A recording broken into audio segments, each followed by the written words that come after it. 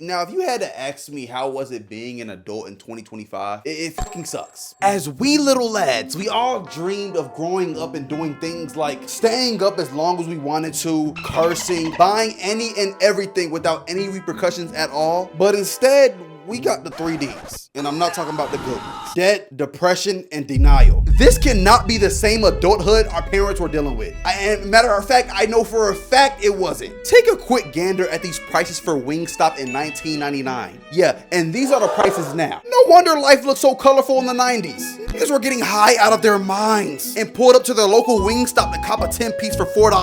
I would have been seeing colors too, man. I get it. Don't do drugs, kids. Looking at adulthood now as a 24-year-old, I feel like I was lied to, and I'm sure you do too. We were sold a dream, and when the dream was delivered through Prime 2-day shipping, all that was in a box was a bottle of ibuprofen and a note saying, "You'll get it eventually." Well, yeah, it's been eventually. It's been a pretty long eventually, and I still don't know what the fuck is going on. This is not the adult life I was promised.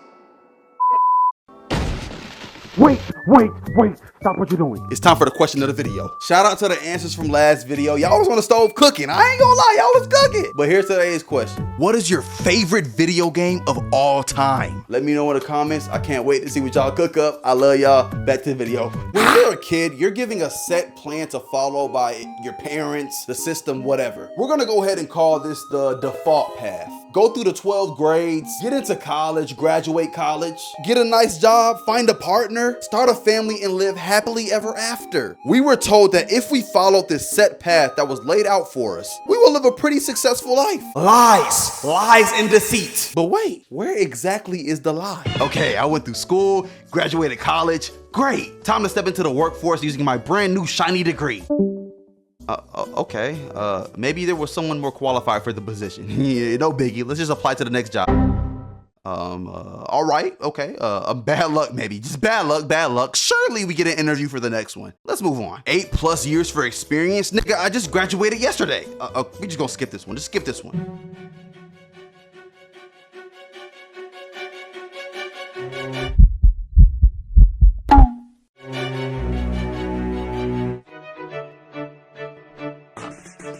Yes! I finally got an interview for the overnight stocking position at Walmart.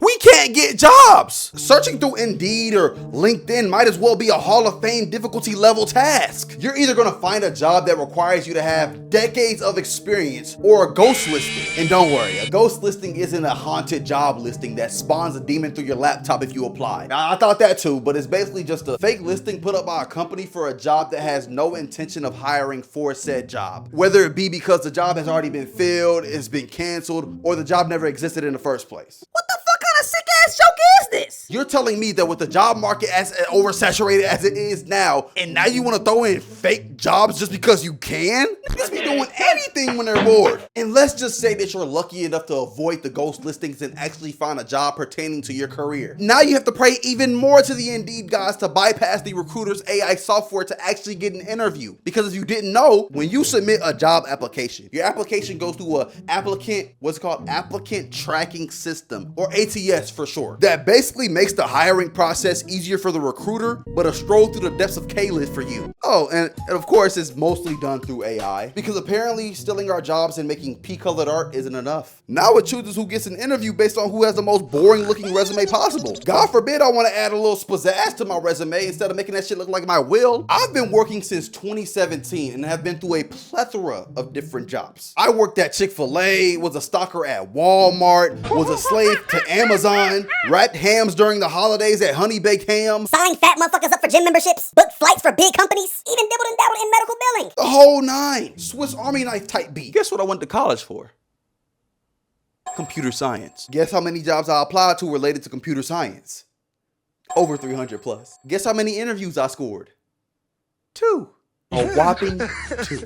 Am I employed now, you ask? Well, I'm here talking to you, ain't I? Use your context clues. Granted, I did drop out of college, but I have a shiny new certificate that shows everybody I know what the fuck I'm doing. So it's kind of the same. It's kind of the same. With how oversaturated the job market is now, you'll have better odds catching a shiny Munchlax in Pokemon Diamond if you know, you know, than actually getting a job in your career. The career you've been pursuing and grinding for in school for over a decade, by the way. And even if you are lucky enough to get a job, the reward isn't worth the labor. Unless you're like a doctor and saving lives and shit, or like a firefighter, but most of y'all not firefighters or doctors, so it still applies. Yeah, you are getting paid. Yay! Whoop-de-doo! But if you paired your measly ass paycheck with everything else getting more expensive, how the fuck can we compete? We have to worry about getting a decent job with a decent salary in this already oversaturated market, while also trying to figure out how we're gonna pay $3,000 for the apartment, the 1-bedroom apartment that we had to make 3 times the rent in order to get accepted into. The average rent in 2010 was about $900. The average rent in 2025 is just over $1,600.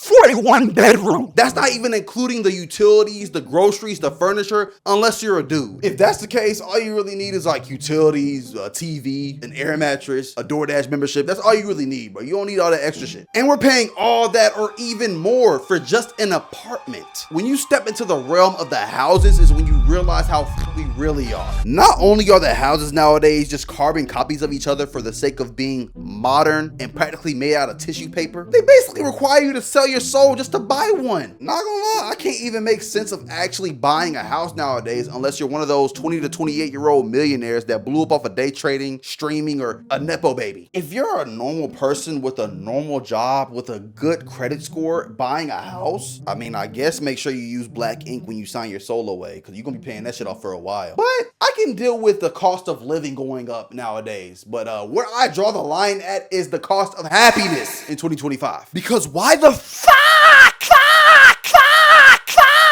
are PS5s and Xboxes getting more expensive in 2025? Well, I do know why, but why? This generation of consoles came out in 2020. 5 years ago. For reference, a 13-year-old in 2020 is now a grown-ass man. Now, I will say, when the PS3 came out when I was a kid, that shit was $600. But to be honest, we are talking about a console that can play PS3, PS2, and PS1 games, a Blu-ray DVD player, a CD and MP3 player, can store pictures, videos, and bootleg movies.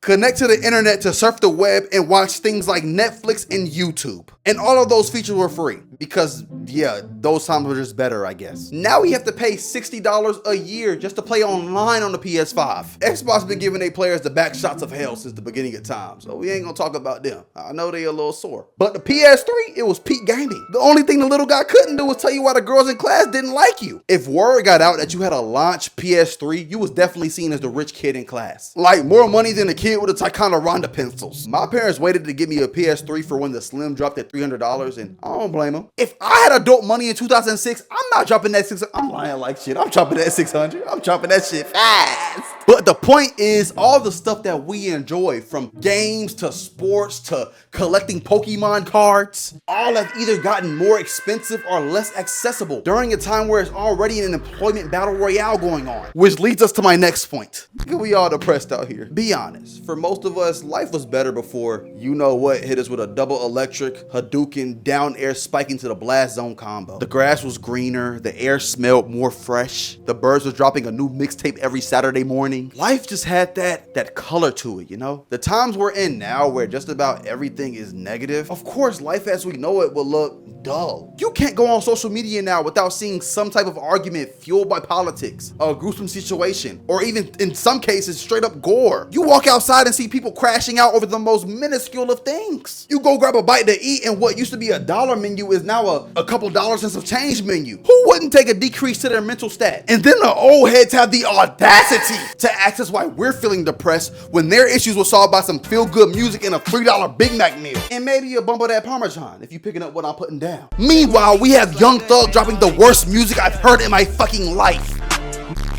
Whoa. We're about to witness the most diabolical TikTok sound of all time. Watch rappers using racial slurs to get a viral TikTok moment while racism is on a generational comeback. Yeah, that's 2025 right there. But how do they expect us to enjoy ourselves when we literally can't? Life as a whole sucks right now, and I'm starting to understand why niggas be smoking cigarettes. But that's all I have for y'all for today, man. Don't forget to like, comment, and subscribe. And YouTube has this new feature where you can like hype up a video and it'll boost it in the algorithm. I'm not completely sure how it works, but if you see that you have that new hype feature, make sure you do that for me. Thank you so much. I love y'all boys. I'm gonna see y'all in the next one. Green screen is back too.